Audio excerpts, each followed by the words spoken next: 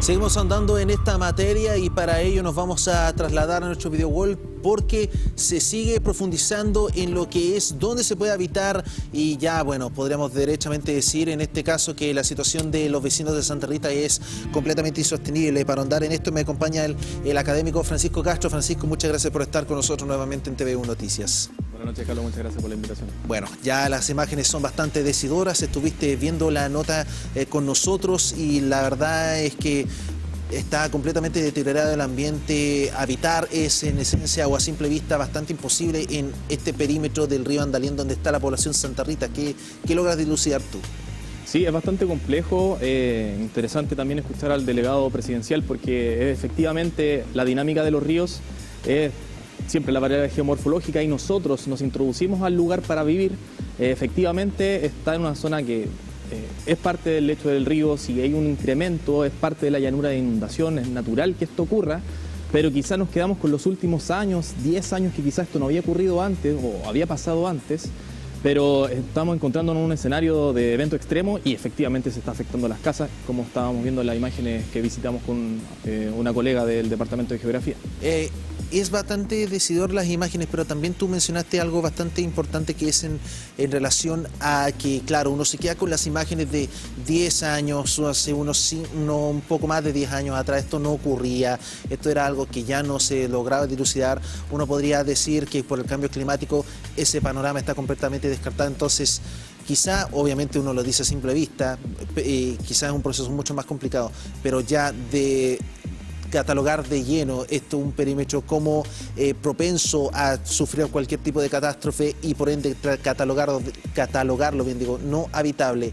¿Piensas que tú ese es el camino considerando el ejemplo de Santa Rita o el triángulo de Santa Rita?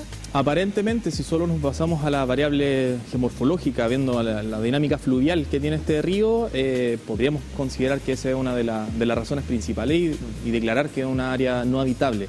Ahora bien, hay que ver la factibilidad de poder generar un sistema de sostenimiento, encauzar bien el río, sobre todo en escenarios donde este podría generar esta inundación, pero es bastante complejo porque tanto en terreno, como también lo mencionó el delegado presidencial, el escenario de la inundación es bastante amplio. Las imágenes que ustedes han mostrado también, eso nos muestra, habría que quizás elevar el terreno donde están las casas y eso ya es un escenario más complejo del punto de vista económico. Pero también está importante ese punto de habitar las laderas de los ríos, ¿no?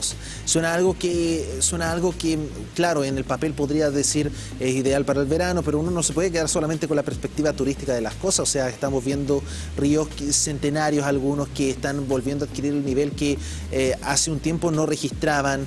Por eso es importante también hacer el mismo énfasis, en cuanto uno arma las ciudades o una comunidad decide insertarse, debería descartarse de plano entonces la idea de incluso elaborar comunidades en la ladera de los ríos, por lo que se puede interpretar por lo que me estás diciendo también. Sí, efectivamente, bueno, lo mencioné justo en esas imágenes, el trabajo con la comunidad es importantísimo para que entiendan tanto desde el trabajo, desde la planificación, donde delimitemos las áreas de prohibición donde la gente no debiese habitar, pero otros factores que por desconocimiento, porque también hemos ido avanzando en estas temáticas, antiguamente sí se validaba y sí se permitía vivir en estas zonas.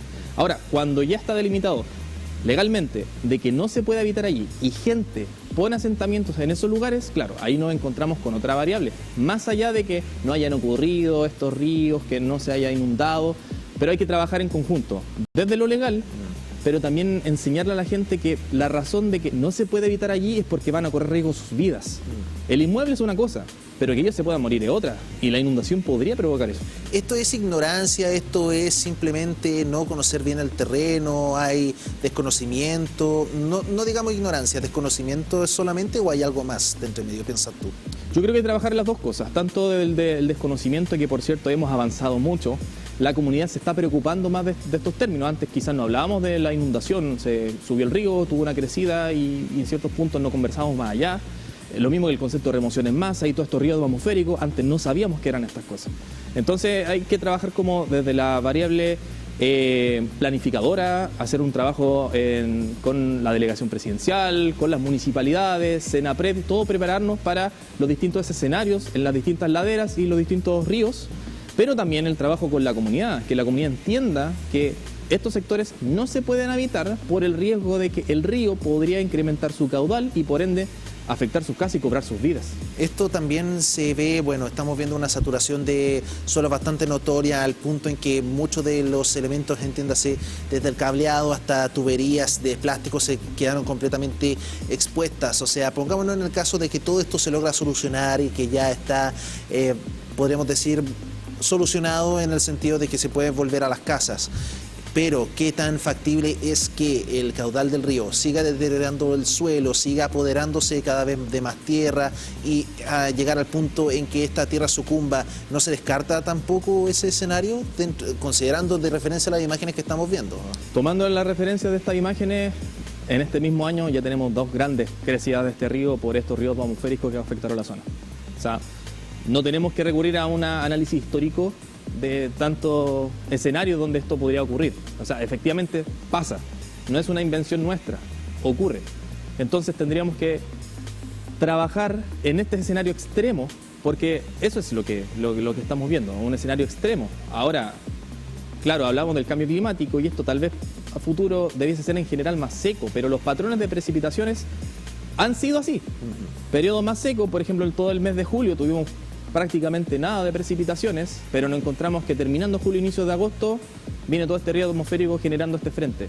Entonces, tenemos que trabajar porque eso es lo que efectivamente va a deteriorar el suelo.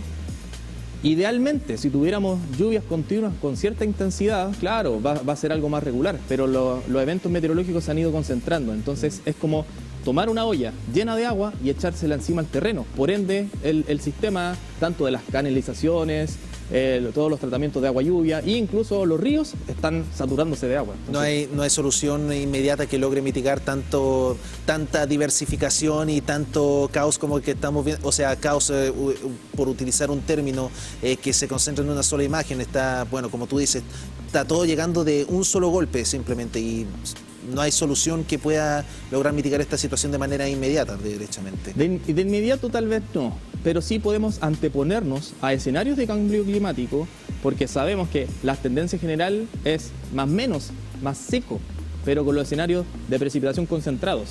Entonces, estos escenarios podemos generar ciertos modelos predictivos, trabajar con los planificadores y va tanto desde la academia como con la planificación. Entonces, esto es un trabajo que nos compete a todos. O sea, la ciencia, si no se puede sustentar con las personas, no nos sirve de nada. Lo mismo que la planificación tiene que considerar a la academia frente a este escenario porque nosotros hemos estado investigando sobre estos eventos y por ende nosotros estamos dispuestos a esas colaboraciones con la comunidad para ayudarles. Bueno, diferentes escenarios y factores que influyen, ojalá en una mejor convivencia y también conocer nuestros terrenos, saber cuál es habitable, cuál no, todo desprendiéndose en este lamentable hecho que ha ocurrido estos últimos días en la comunidad de Santa Rita. Muchas gracias, profesor, por estar con nosotros el día de hoy en TVU Noticias Central también. Gracias, Carlos. Hasta luego. Nos gustaría, antes de pasar a nuestra siguiente nota,